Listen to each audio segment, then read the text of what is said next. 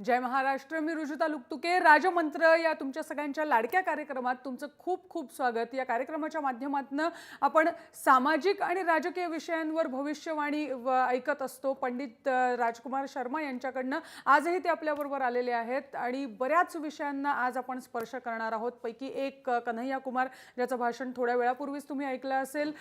तृप्ती देसाई ज्यांच्या आंदोलनाला नवीन दिशा नवीन धार आलेली आहे या मागच्या आठवड्यामध्ये. या पलीकडे जाऊन नितीश कुमारांचं नेतृत्व जेडीयूला कशा प्रकारे फलदायी ठरेल की नाही ठरेल याविषयी आपण बोलणार आहोत. राज ठाकरे आणि भाजपचे संबंध याविषयी आपण बोलणार आहोत. आणि नेहमीच ज्याची तुम्हाला सगळ्यांना उत्सुकता असते शेअर मार्केट, सोनं, चांदी या सगळ्या दरांविषयी आपण बोलणार आहोत. तेव्हा पंडित राजकुमार शर्मा आपल्याबरोबर आलेले आहेत. पंडित जी, बहुत बहुत स्वागत है आपका इस शो में. जी हाँ, काफ़ी सारे विषय हैं जिनके बारे में पहले ही मैंने अपने प्रेक्षकों को बता दिया है, लेकिन शुरुआत जो है हम इसी बात से करना चाहेंगे क्योंकि हनुमान जयंती कल हम सब ने मिलके मनाई हुई है और आज शनिवार का दिन है. हम सब जानते हैं शनिवार का दिन हनुमान जी का दिन होता है. बिल्कुल बिल्कुल सही है. तो कहिए शुरुआत किस मंत्र से कैसे करेंगे हनुमान जयंती की? पवन तय संकट हरन मंगल मूर्ति रूप, राम लखन सीता सहित हृदय बसो स्वरूप. शनिवार को हनुमान जी का नाम लेना या उनको तेल चढ़ाना या शनिदेव को तेल चढ़ाना या हनुमान जी को सिंदूर चढ़ाना, आग के पत्तों की माला चढ़ाना.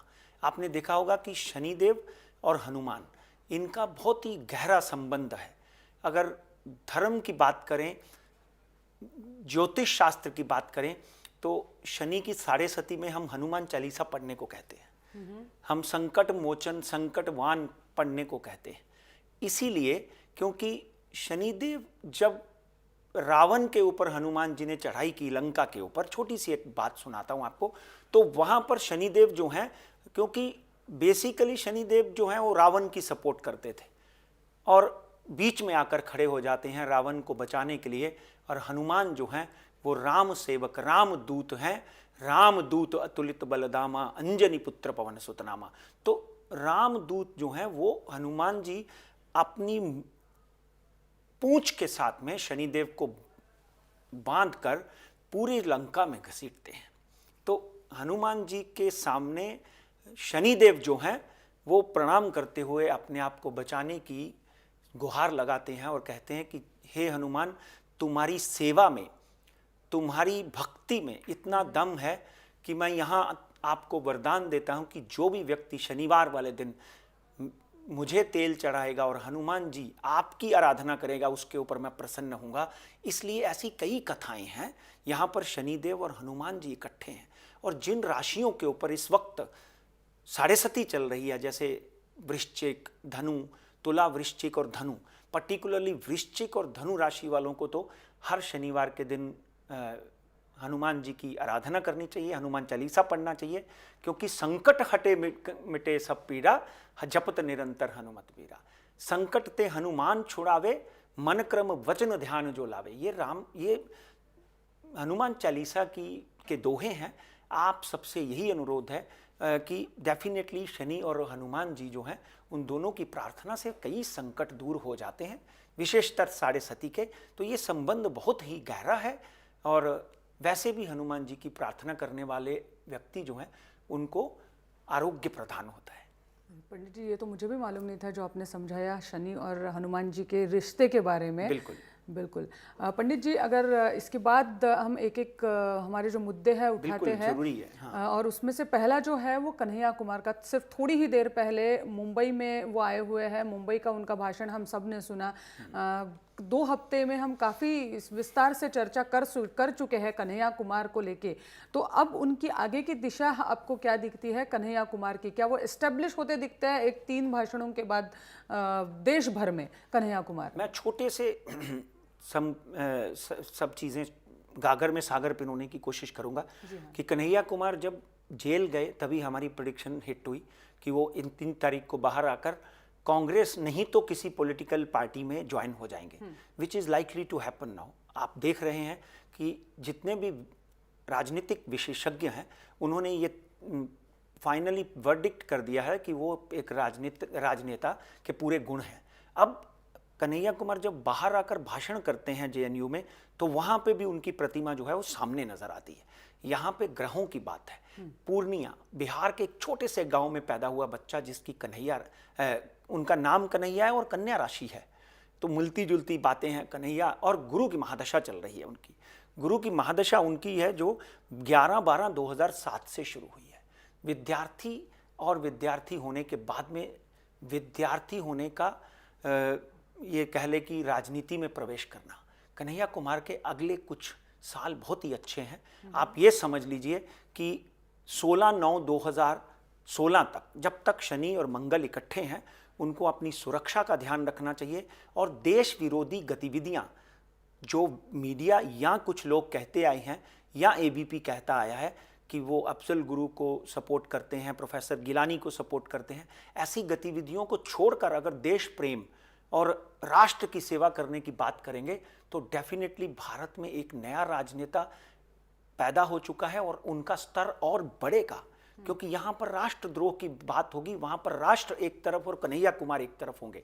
कुंडली में गुरु की महादशा है, गुरु उत्तम बैठा हुआ है, इसलिए इनको 2019 तक मेंबर ऑफ पार्लियामेंट बनते देख सकते हैं आप, मेंबर ऑफ लेजिस्लेटिव असेंबली बनते देख सकते हैं। कहीं ना कहीं कन्हैया कुमार का जो भविष्य है वो उज्जवल है और वो आगे बढ़कर कई कीर्तिमान स्थापित करेंगे।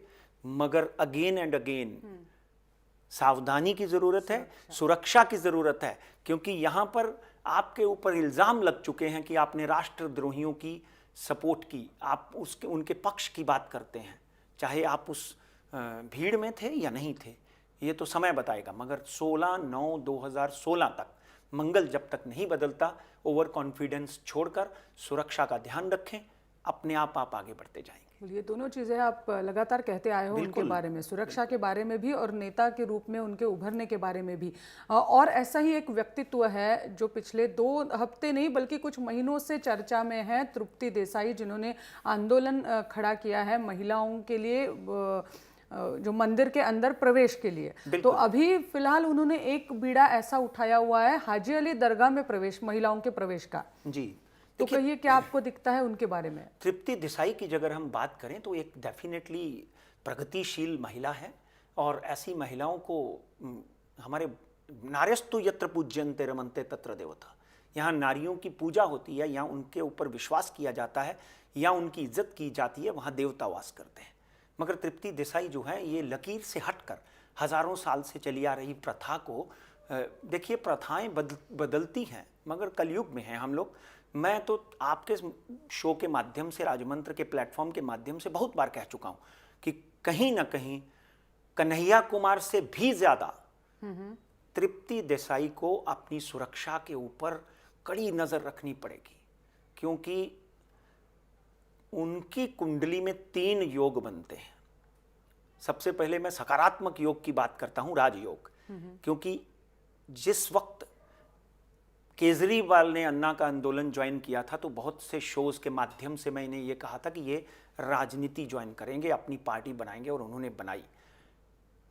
भूमाता ब्रिगेड की अध्यक्ष तृप्ति देसाई के बारे में मैं आज यहां पर वापिस और एक बार पुनः, अगर नहीं की हुई भविष्यवाणी तो ये भविष्यवाणी करता हूं कि 16/2/2017 से पहले तृप्ति देसाई ये जो भी कर रही हैं वो अपनी राजनीतिक रोटियां सेकने की प्रयत्न करेंगी और सेक लेंगी, और राजनीति में प्रवेश कर जाएंगी, चाहे वो शिवसेना है, चाहे वो भारतीय जनता पार्टी है, कांग्रेस है, एनसीपी है, कोई भी राष्ट्रीय पार्टी में ज्वाइन करेंगी। दूसरी बात, वापिस कन्हैया कुमार की तरह, मैं तो कन्हैया कुमार को 16/9/2016 तक बोल रहा हूं, मगर यहां पर इनसे अनुरोध करता हूं, आप बच्ची हो, 16/4/2017 तक अपनी सुरक्षा का विशेष ध्यान रखें, क्योंकि कहीं ना कहीं लोग आपको धर्म की हानि की तरफ ले जाकर देख रहे हैं, चाहे वो स्वरूपानंद सरस्वती हैं, चाहे वो हाजी अली के मुजाबिर हैं। कहीं ना कहीं आप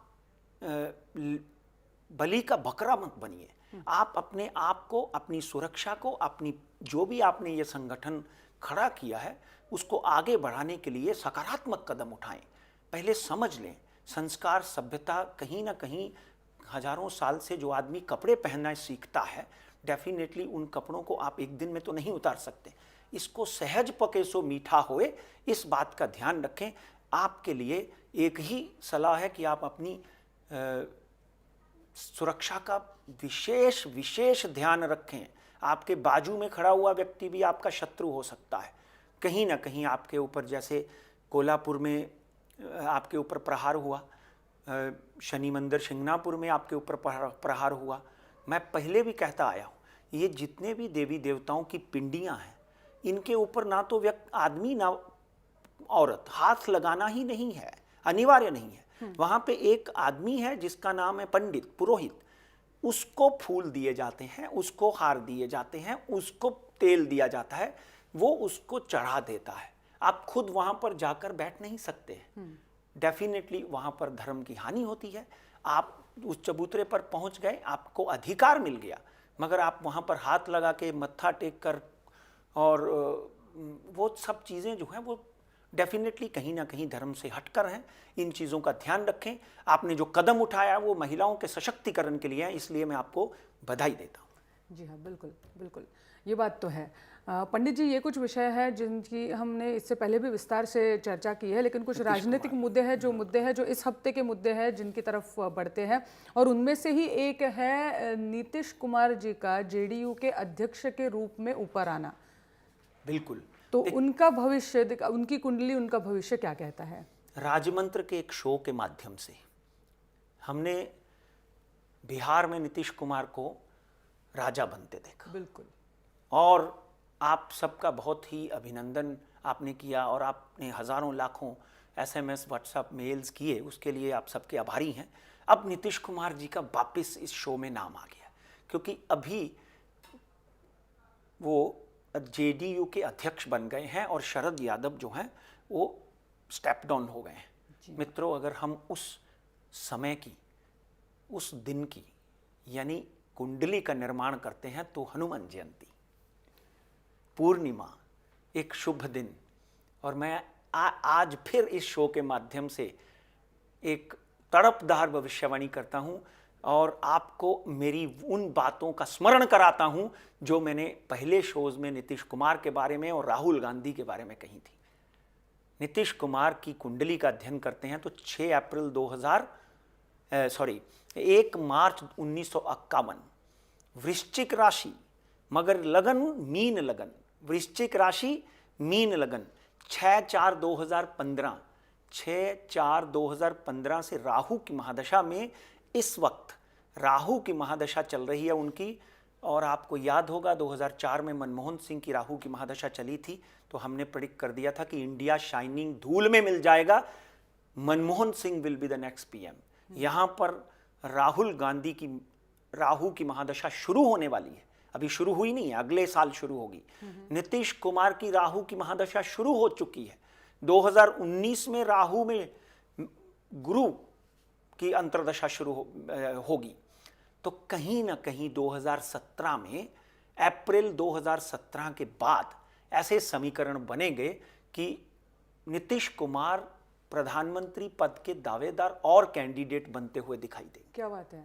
बिल्कुल, क्योंकि राहु की महादशा में मनमोहन सिंह, राहु की महादशा में हमारे देश के अधिकतर नेता जो हैं वो प्राइम मिनिस्टर बने हैं, और राहुल जी की महादशा जो है राहु की, वो भी शुरू होने वाली है अगले साल। इसलिए मुकाबला राहुल गांधी और नीतीश कुमार में होगा। इन दोनों में कोई भी प्राइम मिनिस्टर बन सकता है। अगर मिड टर्म पोल होते हैं कभी भी आगे जाकर, जो पॉसिबिलिटी बहुत कम दिखती है केंद्र में, तो 2019 में भारतीय जनता पार्टी के समक्ष 2 चुनौतियां होंगी, एक राहुल गांधी और एक नीतीश कुमार। जो 10 से 15 सीट ज्यादा ले गया, एक नया गठबंधन होगा जिसमें राहुल गांधी या नीतीश कुमार, कोई भी PM बन सकता है, जिसमें राहुल जी की कुंडली में 19 और 20 का फर्क समझते हैं आप। 20 राहुल जी होंगे और 19 नीतीश कुमार होंगे। क्या बात है, ये तो बहुत बड़ी एक भविष्यवाणी और आपने लोगों के सामने रखी हुई है आज के दिन में। जी बिल्कुल, क्योंकि यही पॉलिटिकल भविष्यवाणियां राजमंत्र के माध्यम से लोगों का अभिनंदन, जिस तरह का ये शो है, जिस तरह के लोगों की प्रतिक्रियाएं आती हैं, बहुत ही प्रशंसनीय है। तो नीतीश कुमार जो है डेफिनेटली आगे आने वाले दिनों, मैंने आप बोला था कि ये जीत बिहार से शुरू हुई है, ये यात्रा बिहार से शुरू हुई है, ये दिल्ली की गद्दी तक आकर रुकेगी, और कहीं ना कहीं वातावरण नीतीश कुमार के पक्ष में नजर आता हुआ दिखाई देता है, लोग जुड़ते हुए दिखाई देते हैं, काफिला बनता रहेगा और वो नायक के रूप में आगे आते हुए दिखाई देंगे। बिल्कुल, हम ये आपकी जो भविष्यवाणी है नीतीश कुमार जी तक भी ज़रूर पहुंचाएंगे, क्योंकि उनके भी हौसले बुलंद हो जाएंगे उनके आगे की राजनीति की जो हालचाल रहेगी उसमें।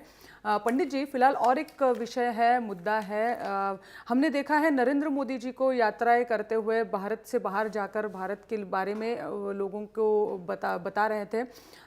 एक और जुड़ गया उनमें सुषमा स्वराज जी, हाल ही में उन्होंने कुछ अंतर्राष्ट्रीय दौरे किए हैं, पाकिस्तान से भी चर्चा दोबारा से शुरू करने की कोशिश करी है। तो एक दोनों के ये जो प्रयास है उनको साथ में लेके आप भारत और इंटरनेशनल रिलेशनशिप के बारे में क्या कहोगे? देखिए, दो बातें हैं। सबसे पहले प्रधानमंत्री माननीय नरेंद्र मोदी, जिन्होंने विश्व में, चाहे वो योगा हो, चाहे वो FIIs की इन्वेस्टमेंट हो, चाहे वो भारत से बाहर जाकर देश की प्रगति के लिए प्रसार हो, जिस तरह के झंडे गाड़े हैं। आप ये देखिए कि हमारे एक पहले प्रथम प्रधानमंत्री हैं नरेंद्र मोदी, जिन्होंने लंदन में, अमेरिका में, ऑस्ट्रेलिया में, सिंगापुर में, दुबई में इस तरह की मॉब इकट्ठी की जिस तरह कोई अंतर्राष्ट्रीय हीरो होता है। लोग मोदी मोदी मोदी करते हुए मुंह सूखता है। और नरेंद्र मोदी ने डेफिनेटली अंतर्राष्ट्रीय स्तर पर हमारी प्रतिमा, हमारे राष्ट्र की प्रतिमा को बड़ा किया है। और यहाँ तक सुषमा जी की बात है, सुषमा जी डेफिनेटली, एक बात और समझ लीजिए, अगले कुछ सालों में भारतीय जनता पार्टी का प्रधानमंत्री का चेहरा एक स्त्री भी हो सकती है जिसका नाम सुषमा स्वराज होगा। क्योंकि एक ज़माने में बाला साहब ठाकरे ने सुषमा स्वराज जी का नाम चलाया था, अगर आपको याद हो। जी हाँ, तो कहीं ना कहीं सुषमा जी में और उनकी कुंडली में भी वो दमखम है कि वो आगे आने वाले दिनों में जिस तरह वो आज काम कर रही हैं, चाहे वो इराक में हो, सीरिया में हो, लीबिया में हो, पाकिस्तान में हो, जिस तरह हमारे लोगों को वहाँ से बचा बचा कर सुषमा जी ला रही हैं, उनकी दुआएं डेफिनेटली लगेंगी। और आज के दिन अगर हम सुषमा जी की बात करें तो एक सक्षम, बहुत ही कार्यशाली में निपुण पहली एक एक्सटर्नल अफेयर मिनिस्टर ऐसी हैं, फॉरेन मिनिस्टर ऐसी हैं जिन्होंने बहुत ही अच्छे काम किए हैं। और अगर आप बोलें कि भारत और पाकिस्तान के संबंधों की बात करें, जी हाँ, तो दिल तो नहीं मिल पाएंगे, हाथ चाहे मिल जाएं। क्योंकि 14/8 और 15/8 इन कुंडलियों का अध्ययन मैं बहुत बार कर चुका हूं आपके शो के माध्यम से। मुझे नहीं लगता कि कहीं भी भारत और पाकिस्तान की कुंडली जो है उनमें कहीं भी कंपैटिबिलिटी नज़र आती है। यहाँ पर नेताओं की बात करें तो नवाज शरीफ पहले अपने घर की लड़ाई से बाहर आ जाएं। वहाँ पर उनके ऊपर करप्शन के चार्जेस लग चुके हैं। वहाँ पर उनका अपना डिफेंस मिनिस्टर या उनका जो आर्मी का चीफ है राहिल खान, वो कहीं किडनैप हो चुके हैं। जिस देश में अपने ही लोग अपने ही खेती को खा रहे हों, वो देश कैसे आगे बढ़ेगा? और मैं तो ये कहता हूं कि भारत को पाकिस्तान के साथ वार्ता करनी ही नहीं चाहिए, क्योंकि हर बार हम हाथ बढ़ाते हैं और वो हाथ झटकते हैं। इसलिए इस बात को यहीं पे जब उनका समय सही आए, क्योंकि मैं तो पाकिस्तान को बंटते हुए देख रहा हूँ। अच्छा, हाँ, पहले भी मैं बहुत बार बोल चुका हूँ, पाकिस्तान को बंटते हुए देख रहा हूँ। कहीं ना कहीं अफगानिस्तान का हिस्सा, बलूचिस्तान और कोहाट, जो हिस्सा है हमें मिल जाए, हमारा हिस्सा हमको मिलेगा। आपकी प्रसन्नता की मैं दाद देता हूँ कि ये राष्ट्र प्रेम जो है वो बिल्कुल आपके चेहरे पे झलकता है। डेफिनेटली कहीं ना कहीं हमारा हिस्सा हमें मिलेगा। और पाकिस्तान जो है वो अगर कहीं रहता है तो एक सिंगापुर की तरह फ्री पोर्ट कराची और सिंध रह जाएगा। बाकी कहीं ना कहीं मुझे लगता है कि आजू बाजू के देश जो हैं उसको, क्योंकि बलूचिस्तान आज भी कहता है कि मुझे अलग कर दो। जी हाँ, जी हाँ। कोहाट, हाल पेशावर, ही में मैंने देखा था फेसबुक पे किसी ने ऐड डाल दी थी कि नवाज शरीफ बिकाऊ है, मतलब वो, हाँ वही बिल्कुल ये जो अनबन है आपसी, नहीं, नवाज शरीफ की कुंडली में ही दिख रहा है कि 15/2/2000 बड़ी इंपॉर्टेंट बात है, क्योंकि हमने यहाँ भविष्यवाणी की थी कि वो देश के, पाकिस्तान के अगले प्रधानमंत्री होंगे। 15/2/2017 से पहले वहाँ फिर कू हो सकता है। अच्छा, वहाँ पर फिर फौजी राज आ सकता है। वहाँ पर फिर कोई ना कोई परवेज मुशर्रफ, राहिल खान या बाहरी ताकतों से पुश किया हुआ कोई ऐसा लीडर या फौजी उस देश का राष्ट्रपति या उस देश का प्रधानमंत्री बन सकता है। मैं नवाज शरीफ की सरकार को मैंने उसी दिन बोला था कि 3 साल से ज़्यादा चलते नहीं देख रहा हूँ। वैसे तो पाकिस्तान की सरकार के बारे में भी ये कहा, किसी भी सरकार के बारे में ये कहा जा सकता है 3 साल से ज़्यादा नहीं। मैं आपकी भविष्यवाणी को नहीं दिखा रही हूँ, एक जनरल ये कर रही हूँ कि पाकिस्तान की सरकार वैसे भी अनिश्चितता से घिरी हुई रहती है। लेकिन पंडित जी, और 2 विषय है जिनके बारे में आपसे पूछूंगी क्योंकि समय हमारे पास बहुत कम है। उसमें से एक है कि महाराष्ट्र की थोड़ी बात करते हैं, और उसमें से एक है राज ठाकरे जी ने हाल ही में जो हमने देखा है कि बीजेपी के सामने के अगेंस्ट काफ़ी सारे विधान उन्होंने किए हुए हैं। तो राज ठाकरे जी, उनके बारे में क्या कहोगे, उनकी कुंडली क्या कह रही है? देखिए, 2012 से राज ठाकरे की कुंडली में शनि की महादशा शुरू हो गई और 2014 का नतीजा जो है वो आपके सामने है। मगर वो एक सक्षम और एक बहुत ही बाला साहब ठाकरे की छवि लेकर और अपनी वाणी के प्रखर नेता है। सदा दिन होत ना एक समाना, कोई प्रॉब्लम नहीं। आगे पहले 2009 में उनको 13 सीटें मिलेंगी और हो सकता है आगे आने वाले दिनों में 50 सीटें मिलें। समय बदलते कभी देर नहीं लगती। जो राजा होता है रंक हो जाता है, रंक से राजा बन जाते हैं।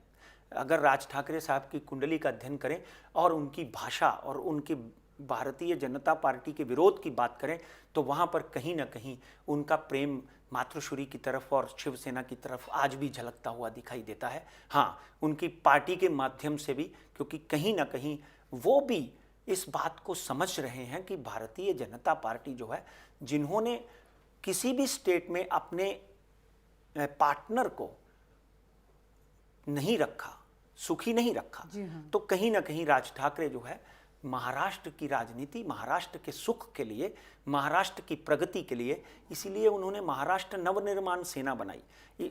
महाराष्ट्र के सुख दुख के लिए राज ठाकरे जितने दुखी होते हैं, डेफिनेटली बहुत कम नेता होंगे महाराष्ट्र के जो होते होंगे। कहीं ना कहीं राज ठाकरे का जो आत्म चिंतन है वो बिल्कुल सही है। भारतीय जनता पार्टी की तरफ से शिवसेना को ही नहीं, महाराष्ट्र में भी जितने मुद्दे थे उनमें से बहुत से मुद्दे अभी ऐसे के ऐसे ही पड़े हुए हैं। विदर्भा के मुद्दे पर सरकार बनाई गई और उसके बाद में किसानों का मुद्दा है, उसके बाद में और कई इंडस्ट्रियलाइजेशन के मुद्दे हैं। यहाँ पर अगर आप देखें तो इंडस्ट्री पहले लगने की कोशिश होती है तो गुजरात में चली जाती है। तो राज ठाकरे का दुख जो है वो बिल्कुल प्रशंसनीय है और वो अपनी राजनीति जो है उसको किसी ना किसी तरह तो आगे लेकर आने ही वाले हैं। और डेफिनेटली एक बात ध्यान रखिए, बीएमसी में उनकी दरज बहुत अच्छी होगी। ये मत समझिए कि डोंबिवली में कुछ नहीं हुआ तो आगे कुछ नहीं होगा, क्योंकि वही भारतीय जनता पार्टी है जो छोटा भाई थी आज बाप बनकर बैठ गई। तो कहीं ना कहीं राज ठाकरे का समय भी इतना अच्छा आ सकता है कि वो भी आगे आने वाले दिनों में सरकार बनाने या तोड़ने में अपनी बहुत बड़ी दखल दे सकते हैं। एग्जैक्टली। पंडित जी, हमारे पास बहुत ही समय कम है, 1 मिनट बचा है आखिरी। तो लेकिन एक विषय है जिसको मैं ज़रूर स्पर्श करना चाहूँगी। कोहिनूर हीरे को अब चर्चा में आ गया है कोहिनूर हीरा और सरकार की भूमिका उसके प्रति कि क्या वो उसे वापस भारत में लाना चाहिए, नहीं लाना चाहिए, ला सकते हैं, नहीं ला सकते हैं। तो आप कहिए। देखिए, मैं जेमोलॉजी में बहुत सालों से अध्ययन करता हूँ। नीला कलर है उस हीरे का और नीलम के ही जैसा दिखता है। और डेफिनेटली एक बात पक्की है, आप उसका इतिहास देख लें, वो पहले तो खुद ही 150 कैरेट से 25 कैरेट 27 कैरेट का रह गया है।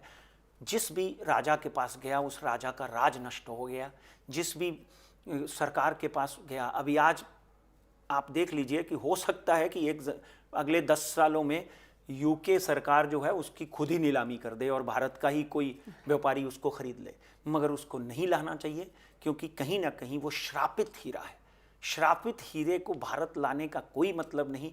आप नेताजी की चीज़ें लाएं, गांधी जी की चीज़ें लाएं, वो प्रशंसनीय है। आगे हमारे जितने भी नेता हैं, मदन लाल खुराना है, हमारे देश के लोग जो वहाँ पर जाके शहीद हुए, उनकी चीज़ें ला सकते हैं, उनकी स्पर्श की हुई चीज़ें ला सकते हैं। मगर ये हीरा लाना हमारे देश के लिए श्रापित हो सकता है, कहीं ना कहीं दुख भरा हो सकता है। नहीं लाना चाहिए और आएगा भी नहीं।